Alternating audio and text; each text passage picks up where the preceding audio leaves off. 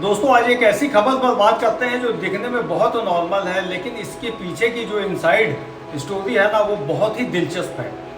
America के विदेश मंत्री मार्को रूबियो जो अभी भारत आए हुए हैं। अब आप सोचेंगे कि भाई इसमें कौन सी बात है, अमेरिका का इतना बड़ा मंत्री भारत आया है, विदेशों से तो मंत्री आते रहते हैं। सोचने वाली बात तो दोस्तों ये है कि अमेरिका के विदेश मंत्री आए हैं, वो सीधे कोलकाता उतरे, राजधानी नई दिल्ली में जहां सारे बड़े नेता रहते हैं। लेकिन रूबियो साहब दिल्ली नहीं गए, वो सीधे लैंड हुए कोलकाता में। दोस्तों आपको बताऊं, पिछले 14 साल में पहली बार ऐसा हुआ है कि अमेरिका का कोई विदेश मंत्री सीधे कोलकाता पहुंचा। अब आपके दिमाग में ये विचार आ रहा होगा, घंटी बज रही होगी कि भाई कोलकाता क्यों गए, दाल में कुछ काला है क्या? आखिर ऐसा क्या हुआ कि वो वॉशिंगटन से सीधे कोलकाता आ गए? क्या वो सिर्फ घूमने आए हैं या इसके पीछे कोई बड़ा प्लान चल रहा है? चलिए आज इसी को बहुत आसान भाषा में समझने की कोशिश करते हैं। दोस्तों कोलकाता उतरते ही मार्को रूबियो सबसे पहले गए मदर हाउस, वही मदर टेरेसा वाला आश्रम जहां अमेरिकी सरकार ने सोशल मीडिया पर फोटो डाली और कहा कि हम तो यहाँ इंसानियत और सेवा की भावना को देखने आए हैं। सुनने में कितना अच्छा लग रहा है ना, लेकिन कूटनीतिक दुनिया में यानी इंटरनेशनल पॉलिटिक्स में बिना मतलब के कुछ भी नहीं होता।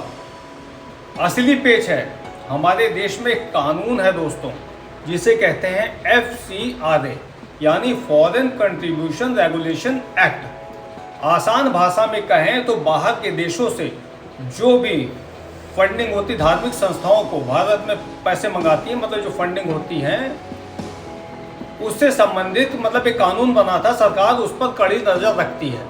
कुछ समय पहले भारत सरकार ने इस संस्था को विदेशी फंडिंग पर भी थोड़ी रोक टोक लगाई थी। अब अमेरिका को यह पाबंदियां पसंद नहीं आ रही, तो मार्को रूबियो साहब ने दिल्ली जाने से पहले कोलकाता के मदर हाउस जाकर दुनिया को एक साइलेंट मैसेज दे दिया। वो बिना कुछ बोले भारत सरकार को जता रहे हैं कि देखो भाई, आप इन संस्थाओं पर जो पाबंदी लगा रहे हो उस पर हमारी पूरी नजर है ना। गजब का तरीका। दूसरा कारण दोस्तों ये भी बहुत मजेदार है। आप सब जानते ही होंगे कि पश्चिम बंगाल में अभी हाल ही में एक बड़ा राजनीतिक उलटफेर हुआ और वहां भाजपा की सरकार बनी। अमेरिका की नजर भारत के इस पूर्वी हिस्से पर रही है क्योंकि यहां बांग्लादेश और म्यांमार बहुत पास है, और इन दोनों पड़ोसियों के हालात आजकल कैसे चल रहे हैं ये आप जानते ही हैं। दोस्तों कोलकाता पूरे पूर्वी भारत का एक सबसे बड़ा हब है। अमेरिका चाहता है कि इस पूरे इलाके में उसका अच्छा खासा प्रभाव बना रहे, इसलिए वहां के नए पॉलिटिकल माहौल को भांपने के लिए भी यह दौरा बहुत जरूरी था। लेकिन दोस्तों अब बात करते हैं कि एक कारण और है। कोलकाता के बाद जब वो दिल्ली जाएंगे तो वहां क्या होगा? वहां असली बात होगी 3 चीजों पर: तेल धंधा और हमारा पड़ोसी चीन। इस समय दुनिया में जो लड़ाई झगड़े चल रहे हैं उसकी वजह से तेल बहुत महंगा हो गया है। अमेरिका भारत से कह रहा है कि तुम रूस से सस्ता तेल खरीदना थोड़ा कम कर लो, हम तुम्हें जितना चाहिए उतना तेल बेचने के लिए तैयार है। मतलब कि बिजनेस, वो अपना बिजनेस सेट कर रहे हैं। दूसरी तरफ दोस्तों चीन जिस तरह से दादागिरी दिखाता है उसे कंट्रोल करने के लिए अमेरिका, भारत, जापान और ऑस्ट्रेलिया, जिसे हम क्वाड ग्रुप कहते हैं, मिलकर एक बड़ा प्लान बना रहे हैं। प्लान ये है कि मोबाइल की चिप और बैटरी बनाने के सामान के लिए चीन पर निर्भरता पूरी तरीके से खत्म कर दी जाए।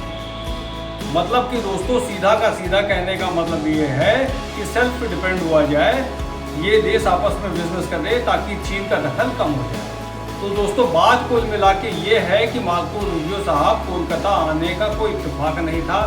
एक तीर से कई निशाने लगाए गए। एक तरफ उन्होंने मदर हाउस जाकर अमेरिका की राजनीति को खुश कर दिया, तो दूसरी तरफ भारत के साथ मिलकर बड़े बिजनेस की डील भी कर रहे हैं। अब आप कमेंट बॉक्स में दोस्तों मुझे बताइए कि आपको क्या लगता है, क्या अमेरिका का इस तरह हमारे NGO वाले मामले में हस्तक्षेप करना सही है, या फिर बिजनेस और दोस्ती के लिए ये सब छोटी मोटी बातें हैं जिनको नज़रअंदाज करना ठीक होगा? जो भी दिल में हो नीचे कमेंट बॉक्स में ज़रूर लिखें। और वीडियो अच्छा लगा हो तो लाइक करें, सब्सक्राइब करें और शेयर करें। और दोस्तों मिलते हैं अगले वीडियो में, तब तक के लिए टेक केयर, नमस्कार, जय हिंद, जय भारत, वंदे मातरम।